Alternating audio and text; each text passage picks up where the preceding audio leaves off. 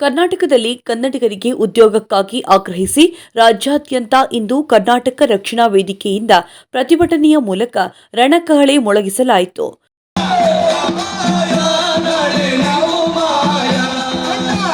ಇಂದು ಬೆಳಗ್ಗೆ 11 ಗಂಟೆಯಿಂದ ಸಂಜೆ 4ರವರೆಗೆ ಬೆಂಗಳೂರಿನ ಫ್ರೀಡಂ ಪಾರ್ಕ್ನಲ್ಲಿ ಕರವೆಯಿಂದ ಪ್ರತಿಭಟನೆ ನಡೆಸಲಾಯಿತು. ಎಲ್ಲಾ ಜಿಲ್ಲಾ ಕೇಂದ್ರಗಳಲ್ಲಿಯೂ ಇಂದು ಏಕಕಾಲಕ್ಕೆ ಕರ್ನಾಟಕ ರಕ್ಷಣಾ ವೇದಿಕೆಯಿಂದ ಪ್ರತಿಭಟನೆ ನಡೆಸಲಾಯಿತು.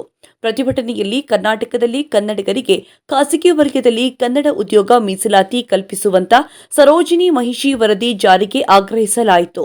ಇತರೆ ರಾಜ್ಯಗಳಿಂದ ಉದ್ಯೋಗ ಅರಸಿ ಬೆಂಗಳೂರಿಗೆ ಬರುವವರ ಸಂಖ್ಯೆ ಹೆಚ್ಚಾಗಿದೆ. ಇದರಿಂದ ಖಾಸಗಿ ವಲಯದಲ್ಲೂ ಕನ್ನಡೇತರರಿಗೆ ಹೆಚ್ಚಿನ ಉದ್ಯೋಗ ಅವಕಾಶ ನೀಡಲಾಗುತ್ತಿದೆ ಎಂದು ಆಗ್ರಹಿಸಿದರು. ಜೊತೆಗೆ ಕನ್ನಡಿಗರಿಗೆ ಕರ್ನಾಟಕದಲ್ಲಿ ಆಗುತ್ತಿರುವಂತಹ ಅನ್ಯಾಯ ತಪ್ಪಬೇಕು, ಕರ್ನಾಟಕದಲ್ಲಿ ಖಾಸಗಿ ವಲಯದಲ್ಲಿ ಸಿ ಮತ್ತು ಡಿ ದರ್ಜೆಯ ಹುದ್ದೆಗಳನ್ನು 100% ಕನ್ನಡಿಗರಿಗೆ ಮೀಸಲಿರಿಸಬೇಕು ಅಂತ ಆಗ್ರಹಿಸಲಾಯಿತು. ಇವತ್ತು ಎಲ್ಲ ಕನ್ನಡಿಗರಲ್ಲೂ ವಿನಂತಿ, ಕನ್ನಡದ ವಿಚಾರ ಯಾವುದೇ ಬರಲಿ, ಇವತ್ತು ಇಡೀ ಕರ್ನಾಟಕದಲ್ಲಿ ಕೋಟ್ಯಾಂತರ ಜನ ಕನ್ನಡಿಗರಿದ್ದೀವಿ ಅಂತ ನಾವು ಹೇಳ್ಕೋತೀವಷ್ಟೇ. ಆದರೆ ಹೋರಾಟ ಅಂತ ಬಂದಾಗ ಎಲ್ಲರೂ ಅವರವರ ಮನೆಗಳಲ್ಲಿ OTT ನೋಡಿಕೊಂಡು TV ನೋಡಿಕೊಂಡು ಇವತ್ತೇನು ಕರ್ನಾಟಕ ಬಂದ್ ಆಯಿತು ಅಂದರೆ ಅದನ್ನು ಒಂಥರ ರಜಾ ಘೋಷಣೆ, ಆರಾಮಾಗಿ ನಮ್ಮ ಹೆಂಡತಿ ಮಕ್ಕಳ ಜೊತೆಯಲ್ಲಿ ನಾವು ಕಾಲ ಕಳೆಯೋದಕ್ಕೆ ಅಂದ್ಕೊಂಡು ಸುಮ್ಮನೆ ಇದ್ಬಿಡ್ತೀವಿ. ಆದರೆ ರಸ್ತೆಗಿಳಿದು ಹೋರಾಡೋಂಥವ್ರು ಮಾತ್ರ ಎಲ್ಲ ಕನ್ನಡ ಪರ ಸಂಘಟನೆಯ ಹೋರಾಟಗಾರರಷ್ಟೇ. ಅವ್ರಿಗೂ ಸಹ ಹೆಂಡತಿ ಮಕ್ಕಳಿದ್ದಾರೆ, ಅವ್ರಿಗೂ ಕುಟುಂಬ ಇದೆ, ಅವ್ರಿಗೂ ವಯಸ್ಸಾದಂಥ ತಂದೆ ತಾಯಿಗಳಿದ್ದಾರೆ. ಆದರೂ ಸಹ ರಸ್ತೆಗಿಳಿದು ಯಾಕೆ ಹೋರಾಟ ಮಾಡ್ತೀವಿ? ಇದು ಬರೀ ಕನ್ನಡ ಪರ ಸಂಘಟನೆಗಳ ಹೋರಾಟಗಾರರಿಗೆ ಅಷ್ಟೇ ಮಾತ್ರ ಕರ್ನಾಟಕನ? ನಾವು ಈ ನೆಲದಲ್ಲಿ ಊಟ ಮಾಡ್ತಾ ಇಲ್ವಾ? ನೀರು ಕುಡಿತಾ ಇಲ್ವಾ? ನಮ್ಮನ್ನ ಸಾಕಿ ಬೆಳೆಸಿಲ್ವಾ ಈ ಭೂಮಿ? ನಮಗ ಜವಾಬ್ದಾರಿಯ ಕರ್ತವ್ಯ ಇಲ್ವಾ? ಇದನ್ನ ಎಲ್ಲ ಕನ್ನಡಿಗರು ಅನ್ನಿಸ್ಕೊಂಡವರು ನಮಗೆ ನಾವು ಪ್ರಶ್ನೆ ಮಾಡ್ಕೊಳ್ಬೇಕಾಗತ್ತೆ. ಕೈಗಾರಿಕೆಗಳು ಏನಾದರೂ ಪ್ರಯತ್ನ ಪಟ್ಟರೆ ಕನ್ನಡಿಗರಿಗೆ 100% ಮೀಸಲಾತಿ ಕೊಡಲೇಬೇಕು ಅಂತ ಅದು ಅವರ ಕರ್ತವ್ಯ. ಆದರೆ ಅದೇ ರೀತಿ ಕನ್ನಡಿಗರಿಗೆ 100% ಮೀಸಲಾತಿ ಕೇಳಬೇಕು, ಇದು ಕನ್ನಡಿಗರ ಅಧಿಕಾರ, ಅವರ ಹಕ್ಕು ಅಂತ ನಾನು ಹೇಳೋಕೆ ಇಷ್ಟಪಡ್ತೀನಿ. ಇವತ್ತು ಈ ಹೋರಾಟ ಏನು ನಡೀತಾ ಇದೆ, ಇದು ಒಂದು ನ್ಯಾಯದ ಹೋರಾಟ ಅಂತ ನಾನು ಭಾವಿಸಿದ್ದೀನಿ. ಕರ್ನಾಟಕ ರಕ್ಷಣಾ ವೇದಿಕೆ ಮತ್ತು ನಾರಾಯಣ್ ಗೌಡ್ರು ಅಣ್ಣ, ನಾನು ನಿಮ್ಮ ಜೊತೆ ಕನ್ನಡ ಪರವಾಗಿ, ಭಾಷೆ ಪರವಾಗಿ ಈ ಥರ ಹೋರಾಟದಲ್ಲಿ ಯಾವತ್ತೂ ನಿಮ್ಮ ಜೊತೆ ಕೈ ಜೋಡಿಸಿ ನಾನು ನಿಂತ್ಕೊಳ್ತೀನಿ. ಈ ವೇದಿಕೆ ಮುಖಾಂತರ ನಾನು ಹೇಳೋಕೆ ಇಷ್ಟಪಡ್ತೀನಿ.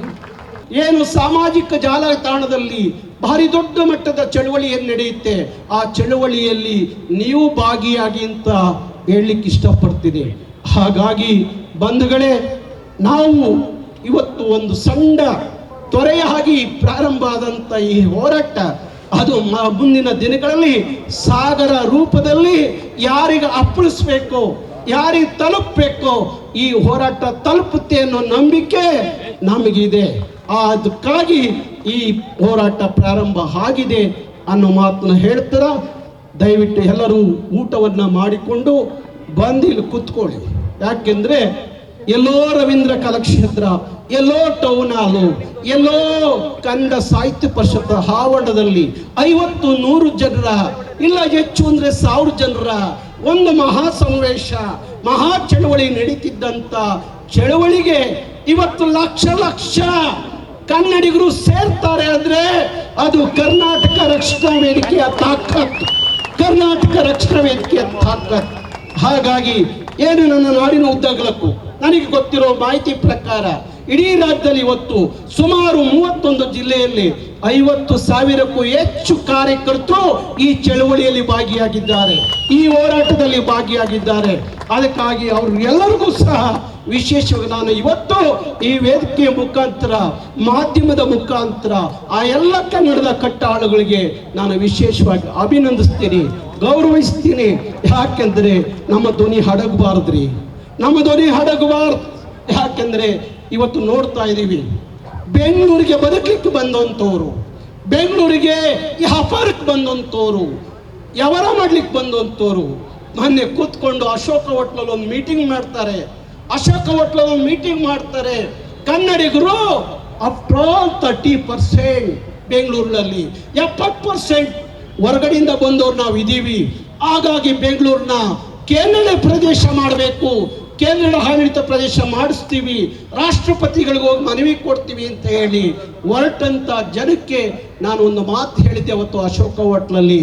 ರಾಷ್ಟ್ರಪತಿಗಳನ್ನ ಭೇಟಿ ಮಾಡಿ ಕೇಂದ್ರ ಆಡಳಿತ ಪ್ರದೇಶ ಬೆಂಗಳೂರು ಮಾಡೋ ತೀರ್ಮಾನಕ್ಕೆ ನೀವು ಬರೋದಾದ್ರೆ ಇಡೀ ಬೆಂಗಳೂರು ರಕ್ತದ ಓಕುಳಿ ಆಗುತ್ತೆ. ಇಡೀ ಬೆಂಗಳೂರು ರಕ್ತದ ಓಕುಳಿ ಆಗುತ್ತೆ. ಆ ಓಕುಳಿ ಆಗೋದು ಬೇಡ ಅಂದ್ರೆ ನಿಮ್ಮನ್ನು ಬದುಕಬೇಡಿ ಅಂತ ಹೇಳ್ತಾ ಇಲ್ಲ, ವ್ಯವಹಾರ ಮಾಡಬೇಡಿ ಅಂತ ಹೇಳ್ತಾ ಇಲ್ಲ, ನನ್ನ ನಾಡಿನ ಋಣ ತೀರಿಸುವಂತವ್ರು ಆಗ್ಬೇಕು ಇಲ್ಲಿ ಬದುಕೋರು. ಇದು ಕಡ್ಡಾಯವಾಗಿ 5 ವರ್ಷ ಆದಮೇಲೆ, ಯಾವುದೇ ಇಂಡಸ್ಟ್ರಿ ಸ್ಟಾರ್ಟ್ ಆದಮೇಲೆ 5 ವರ್ಷ ಆದಮೇಲೆ ಅವರು ಕಡ್ಡಾಯವಾಗಿ 80% ಜಾಬ್ ಕೊಡಲೇಬೇಕು. ಇದು ಕಾನೂನು. ಈ ಕಾನೂನಲ್ಲಿ ಆಲ್ರೆಡಿ ಇರುವಾಗ ಇವಾಗ ನಾವು ಅದನ್ನ ಎಲ್ಲೆಲ್ಲಿ ನಮ್ಮ ಕನ್ನಡಿಗರಿದ್ದಾರೆ ಅವರಿಗೆಲ್ಲರಿಗೂ ಹೇಳಿ ಆ ಕಾರ್ಖಾನೆಗಳಲ್ಲಿ ನಮ್ಮ ಕನ್ನಡಿಗರು ಎಷ್ಟಿದ್ದಾರೆ ಅನ್ನೋದನ್ನು ಮೊದಲು ನಾವು ಕಲೆಕ್ಟ್ ಮಾಡೋಣ. ಇದನ್ನು ಆ್ಯಕ್ಚುಲಿ ಬಂದು ಲೇಬರ್ ಡಿಪಾರ್ಟ್ಮೆಂಟ್ ಕಲೆಕ್ಟ್ ಮಾಡಿ ಅದರ ಬಗ್ಗೆ ಅವರು ಕಾನೂನು ಪ್ರಕಾರ ಕ್ರಮ ಕೈಗೊಳ್ಳಬೇಕಾಗಿತ್ತು, ಆದರೆ ಕೊಳ್ತಾ ಇಲ್ಲ. ಇವಾಗ ಏನಿದ್ರು ರಕ್ಷಣಾ ವೇದಿಕೆ ನಾರಾಯಣಗೌಡರೇ ತಮ್ಮ ಸೇನಾನಿಗಳನ್ನು ಇಟ್ಟು ಈ ಒಂದು ಡಾಟಾನ ಕಲೆಕ್ಟ್ ಮಾಡಿ ನಾವು ಲೇಬರ್ ಡಿಪಾರ್ಟ್ಮೆಂಟ್ಗೆ ಹೇಳಿ ಅದನ್ನು ಕಾನೂನು ಕೈಗೊಳ್ಳೋದಕ್ಕೆ ಕ್ರಮ ಕೈಗೊಂಡ್ರೆ ಬಹಳ ಉದ್ಯೋಗದಲ್ಲಿ ಅವಕಾಶ ಸಿಗತ್ತೆ. ಮತ್ತು ಇದಲ್ಲದೆ